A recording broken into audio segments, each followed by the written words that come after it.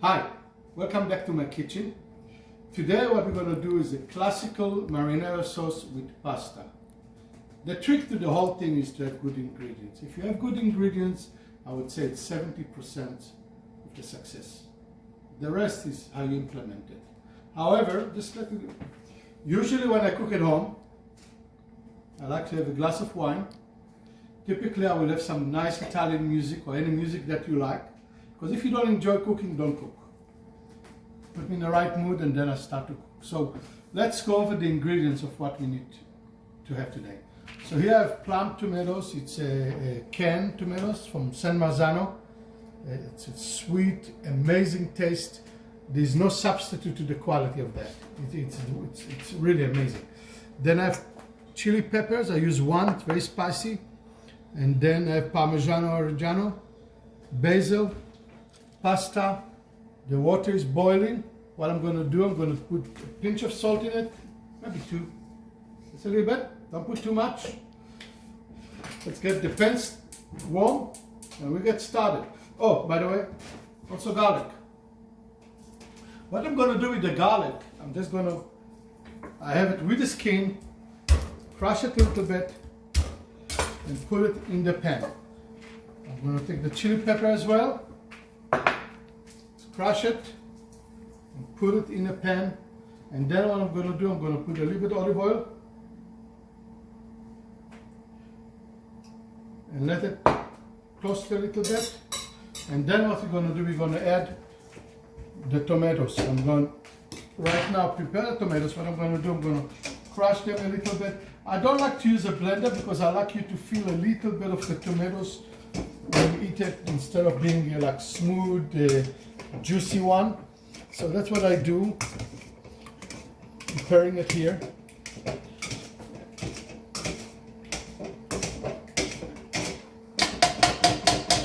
And in a minute I'm going to put it in. The garlic is being toasted a little bit. For those that never met me before, just to give you a little bit of background about myself. I was born in Italy, and my family moved to Israel in 1957. I came to this country in 79. I started as an engineer, and my life went through different professions. However, cooking always been a nice hobby of mine. I enjoy cooking, and I enjoy sharing it with friends. So I hope that we'll get to know each other as we go along. So as you can see, that the garlic being a little bit sauteed, and what I'm going to do, I'm going to put the tomatoes in. You can hear the stirring,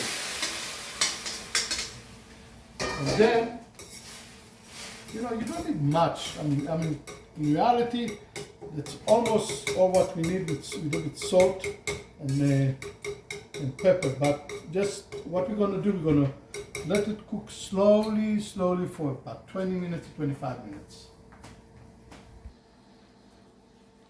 So it's been cooking for about 10 to 15 minutes. You can see that the sauce has been thickening a little bit. I mean, you can smell the garlic and the sauce and the pepper. I'm going to adjust a little bit salt. Okay? And then I think it's time to put the pasta in the water. So I'm going to take it. Always make sure the water is boiling. You really want to boil it. And this pasta takes about 8 to 10 minutes to cook. I like to take it out 8 minutes before it's finished. I always use a stopper, just helping to keep things in check. Okay? Now, I'm showing you a classical way of doing the sauce. Some people like to do it with carrot, celery, and onions. You can do that as well. Saute them before, and then you add everything together. Some people will use pancetta. Now, I don't eat pork, so you probably noticed by now I don't use them. But you should be able to use it. I'm sure it adds some flavors to it. So now we're going to wait for the pasta to be ready, and then we're going to put everything together. So the pasta been cooking for about 7 minutes. So I'm almost ready to take it out. The sauce has been slowly cooked. I'm going to take out at this point the garlic, put it away. Again, I found that a lot of Americans like to chop the garlic, saute it, put it in the sauce, but when you eat it with the pasta, you come into your mouth, it might be a little bit too strong. The nice thing about the way I do it, it's a very gentle way. You still feel the flavors of the garlic, but it's not overtaking everything. Another important thing I want you to know is that try to get connected with your local grocery shop. I use a grocery shop that is locally, that always use local produce companies, that you know, whatever it's in season, you get it fresh, or if I need any other things from them, I know the owners, I know all the employees, and they've been wonderful, and you get really good quality ingredients, which is important. So at this point, what I'm going to do, I'm going to take the pasta into the sauce. Always bring the pasta into the sauce, and then we're going to let it cook together in a few minutes. Turn the water off. What else you need to do is get a little bit water from this pasta into the sauce, just a little bit, and then increase the temperatures and mix them together. I think I didn't make a lot of pasta, but that's okay too. Okay? So you let it cook for another 1 or 2 minutes, and then you're going to be ready to plate it. So what I did, I put the pasta with the sauce, I let it evaporate a little bit. I added water from the part of the where we cook the pasta, and now I'm going to add a little bit chopped basil into it. And you can see that the sauce is really being thickened, you know, nice, and it really covered the pasta nicely. What I'm going to do at this point, I'm going to add a little bit virgin oil into it, just a little bit. And we're almost ready to plate it, believe it or not. Okay, so we're doing that. And now I'm going to plate it. Let's see how we plate it.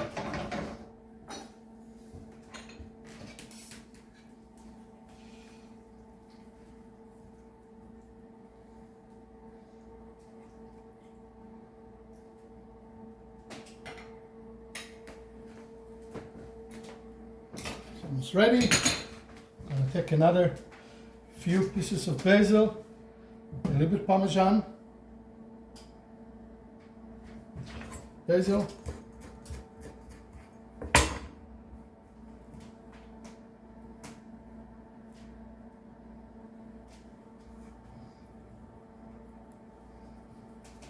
And here we go. Simple pasta with marinara sauce.